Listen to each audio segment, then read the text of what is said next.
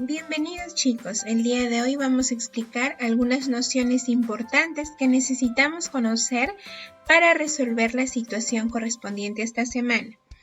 Uno de ellos, como primer punto, es la estructura de una tabla de frecuencias.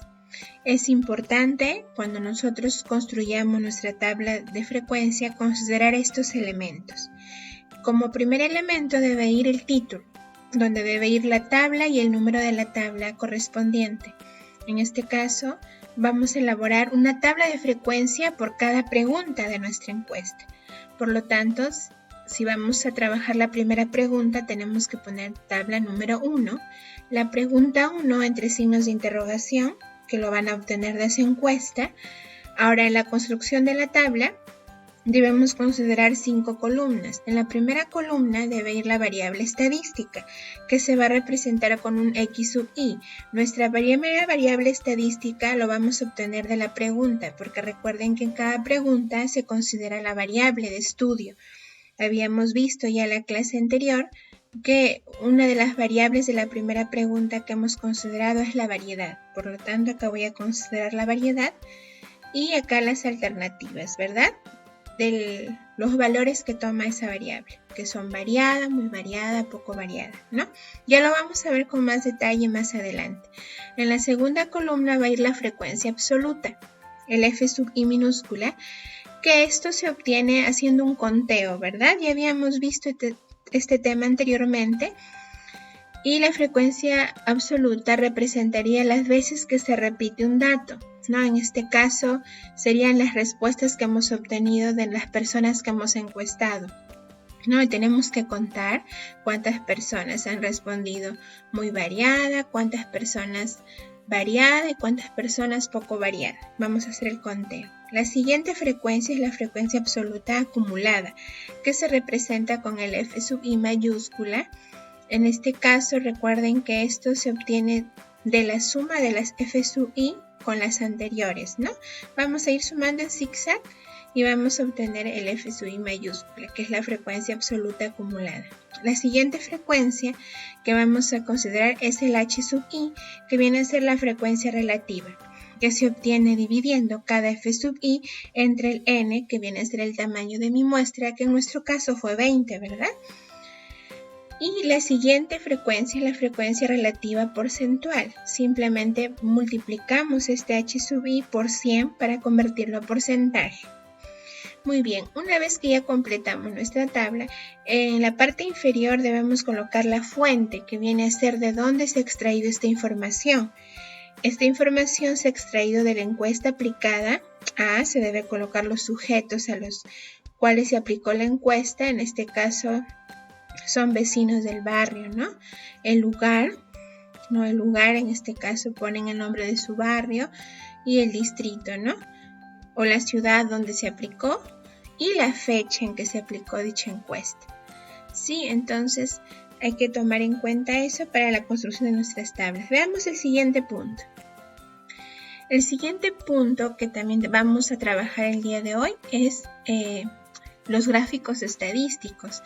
Y para poder nosotros construir los gráficos estadísticos, pues hay muchos tipos de gráficos y cada uno de estos gráficos vamos a seleccionarlos de acuerdo a nuestro tipo de variable que estemos trabajando. En nuestro caso habíamos visto en la clase anterior que el tipo de variable de nosotros que hemos trabajado en nuestra encuesta es cualitativa, ¿verdad? Porque no son numéricas, son variables cualitativas de tipo ordinal porque tienen un orden, ¿no? Entonces, en este caso podríamos trabajar lo que son los diagramas, los gráficos de barras o de sectores circulares, ¿no? Lo que son las variables cualitativas nominales. También se puede trabajar lo que es gráfico de barras tanto verticales o horizontales como el gráfico de sectores o circular. Cuando tenemos variables cuantitativas, o sea, expresadas a través de números, habíamos visto que hay dos tipos, discreta y continua. Las variables cuantitativas de tipo discreta podríamos trabajar o representar los datos obtenidos en nuestra encuesta usando un gráfico de bastones, de barras o de sectores o circular, ¿no? También se puede trabajar. cuando tenemos una variable cuantitativa continua, ya no es factible, ¿no?, usar el de barras, sino se usaría lo que es un histograma. ¿Por qué? Porque habíamos dicho que este tipo de variables son valores que están dentro de un intervalo, ¿verdad? Y cuando trabajamos con intervalos, ya usamos lo que son los histogramas que ya habíamos visto, ¿no?, semanas anteriores a este tema. Histogramas, y también hay otro tipo de gráficos que quizás todavía no hemos estudiado, pero más adelante ustedes también lo van a llevar, que es el polígono de frecuencias, que es de esta forma, y la ojiva, ¿no? La ojiva, que es un gráfico tipo lineal, ¿no?, que se construye con las frecuencias absolutas acumuladas. El polígono de frecuencia me parece que lo vimos al inicio de este año, ¿no? En el mes de abril sí se vio, ¿no?, que el polígono de frecuencia se construye en base al histograma, ¿no? Simplemente se colocan los puntos medios en cada barra y se unen, ¿no? Entonces, estos son los tipos de gráficos que son más utilizados, y ustedes tienen que determinar cuál de ellos es el más recomendable usar de acuerdo al tipo de variable que tienen, ¿no?, o que están trabajando en sus encuestas o que van a trabajar en sus tablas de frecuencia. Tienen que determinarlo ustedes cuál es el más pertinente. Muy bien. Ahora, los elementos de un gráfico estadístico también hay que tenerlos en consideración al momento de construir nuestro gráfico. Un gráfico también debe tener su título, debe ir el gráfico con el número del gráfico, el título del gráfico, qué representa este gráfico, debe estar acá el cuerpo del gráfico, debe estar un eje horizontal, que es llamado abscisa, y un eje vertical, que es llamado ordenada.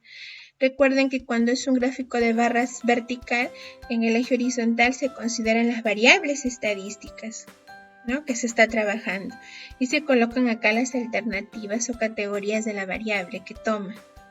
Y en el eje vertical se toman las frecuencias absolutas, ¿no?, que son las cantidades de personas, ¿no?, a las que se ha realizado la encuesta, ¿no?, y de acuerdo a cada categoría de la variable.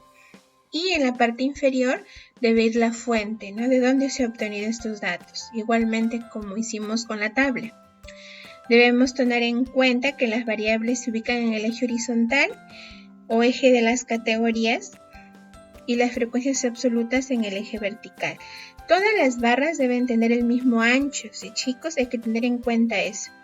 Deben dejar un mismo espacio entre cada una de las barras. El alto de la barra es proporcional a la cantidad que representa, o sea, las frecuencias absolutas. Tomar en cuenta esto al momento de hacer nuestro trabajo, que nos corresponde el día de hoy. También se puede trabajar lo que son gráficos de barras horizontales, ¿no? Simplemente que se tomaría al revés. En el eje horizontal o abscisa se consideraría la frecuencia absoluta, y en el eje vertical se consideraría lo que son las categorías de las variables, ¿sí? Después es lo mismo.